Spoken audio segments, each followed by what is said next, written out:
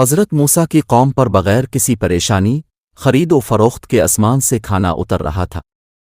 کچھ لوگ بے ادبی سے چیخے کہ دال کہاں ہے، لہسن کہاں؟ جنت کا کھانا بند ہو گیا اور ان کے حصے محنت رہ گئی۔ جب بھی تم پر دکھ اور پریشانی آتی ہے، یہ تمہاری بے ادبی اور گستاخی کا نتیجہ ہوتی ہے۔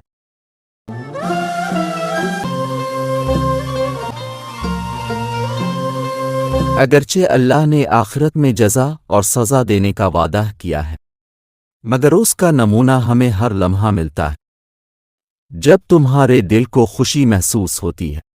یہ تمہاری کسی کو خوشی دینے کی جزا ہے۔ جب تمہیں دکھ پہنچتا ہے، یہ کسی کو دکھ دینے کی وجہ سے ہے۔ یعنی ہمیں اپنی نیکیوں کی جزا اور گناہوں کی سزا آخرت سے پہلے دنیا میں بھی کچھ حد تک ملتی رہتی ہے۔ کوئی بھی تمہارا حقیقت میں دوست اور خیرخواہ ہے، تمہیں وہ اپنا دشمن لگتا ہے۔ یہ تمہاری ناشکری کی بیماری کے اثرات ہیں۔ یعنی ناشکر انسان کو اللہ یہ سزا دیتا ہے کہ اس کو اپنے حقیقی دوست بھی دشمن دکھائی دیتے ہیں اور اس کو معلوم بھی نہیں ہوتا کہ یہ گمان اس کی سزا ہے۔ عقل کا تقاضا تو یہ ہے کہ احسان کرنے والے کا شکر ادا کیا جائے، ورنہ تم پر اللہ کے دائمی قہر کے دروازے کھول دیے جائیں گے۔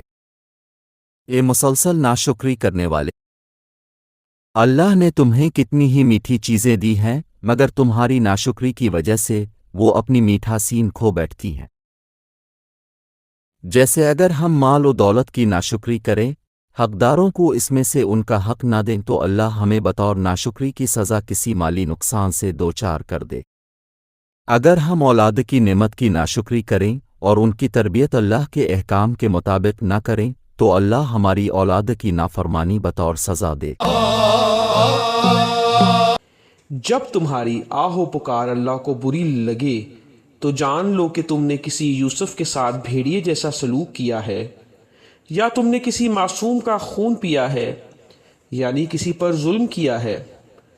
توبہ کرو اور خود کو اس سے خالی کرو جو تم نے پیا ہے، یعنی اس گناہ سے خود کو پاک کرو۔ اور اگر تمہارا زخم گناہ پرانا ہے تو جاؤ اور اس کو جلوا دو، یعنی اس گناہ کا زیادہ ازالہ کرو۔ یعنی اگر ہم کسی تکلیف میں مبتلا ہوں اور ہماری دعا کے باوجود بھی اللہ ہمیں اس سے نجات نہیں دے، تو اس کی وجہ یہ ہے کہ ہم نے کسی کے ساتھ ظلم کیا ہے اور ہمیں اس کی سزا دی جا رہی ہے۔ اس لیے اللہ کو ہماری آہ و پکار بری لگ رہی ہے، سو ہمیں بہت زیادہ استغفار کرنے کی ضرورت ہے۔ یہ دنیا ایک پہاڑ اور ہمارے اعمال آواز کی مانند ہے۔ جس طرح ہماری آواز پہاڑ سے ٹکرا کر ہمارے ہی کانوں میں واپس آتی ہے، اسی طرح دنیا میں ہم جو اعمال کرتے ہیں، وہ اعمال ہی اچھے اور برے حالات کی صورت میں ہماری زندگی میں لوٹ کر آتے ہیں۔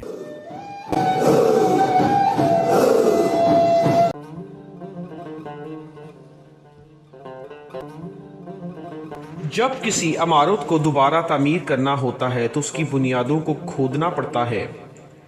بچے نے جب سلیٹ پر کچھ لکھنا ہوتا ہے تو وہ پہلے اسے صاف کرتا ہے۔ اسی طرح جب اللہ نے ہمارے دل کی سلیٹ پر اپنے اسرار لکھنے ہوتے ہیں تو وہ اس کو آنسوؤں اور خون یعنی تکلیفوں کے پانی سے دھوتا ہے۔ سو بنیاد کا گرنا اور سلیٹ کا صاف کرنا آنے والی بہتر چیزوں کی خوشخبری ہے۔ یعنی جب اللہ ہمیں تکلیفیں دیتا ہے یا ہم سے کچھ لے لیتا ہے تو در حقیقت وہ ہمیں بہتر چیز دینا چاہتا ہے۔